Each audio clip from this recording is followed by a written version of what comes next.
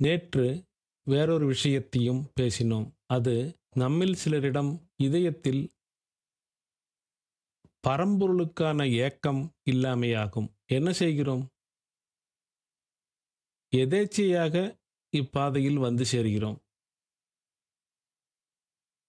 சிலர் மன அமைதி, சாந்தம், ஆரோக்கியம் மற்றும் வேறு காரணங்களுக்காக வருகிறார்கள். நம்மிடம் உண்மையான ஏக்கம் இல்லாதிருக்கலாம். சகஜ மார்க்கத்தில் நாம் அனைவருமே பரம்பொருளுடன் ஐக்கியமாகும் நாளை எதிர்நோக்குகிறோம். அதற்கு குறைந்த எதற்கும் அல்ல.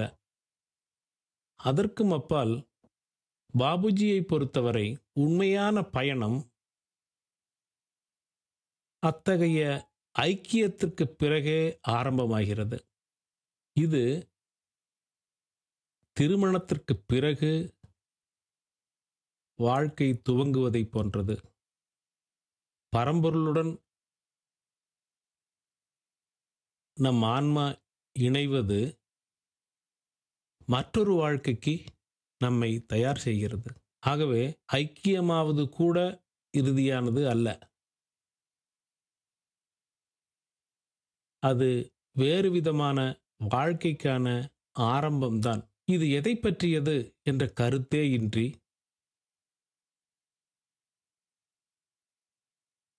பரம்பொருளுக்காக ஏங்குவதானது நாம் எதை அடைய விரும்புகிறோம் என்பதை அறியாததே ஆகும். இதற்காக 30 ஏப்ரல் 1992 சூரத் அருட்செய்தியில் பாபுஜி கூறியதாக ஒன்றை பரிந்துரைத்துள்ளார். பரம்பொருளுக்கான உண்மையான ஏக்கம் இல்லாவிடினும் அப்படி பாவனையாவது செய்யுங்கள். ஒரு பைத்தியக்காரனைப் போல நடித்து கொண்டே இருந்தால் கண்டிப்பாக ஒரு நாள் நீங்கள் அவ்வாறே ஆவீர்கள் என்று கூறியுள்ளார். இது ஏன் மெய்மை நிலைக்கு பொருந்தாது? ஆனால் இந்த நடிப்பு மிகவும் மேலோட்டமான ஒன்றாக இருக்கக்கூடாது. குழந்தைகள், அம்மா உனக்கு டீ தயாரித்திருக்கிறோம் குடி என்று பெற்றோருடன் விளையாடுவதை காண்கிறோம். அங்கு கப், டீ எதுவும் இருக்காது. ஆனால் அப்படி நம்ப வேண்டும். அவர்களுக்கு அது நிஜம். நீங்கள் மறுத்தால் அவர்கள் அழுவார்கள். அந்த நடிப்பும் கூட அவர்களுக்கு நிஜமாக இருக்கிறது. ஆகவே அந்த பாவனை மிகவும் மேலோட்டமாக இருக்கக்கூடாது. நம் வாழ்வில் அது உண்மையாக ஆக வேண்டும்.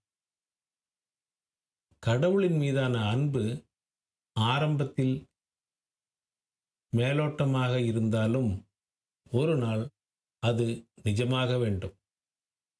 நேற்று இந்த சில கருத்துக்களை பகிர்ந்து கொண்டேன். போக போக மேலும் சில விஷயங்களை எடுத்துக்கொள்வோம்.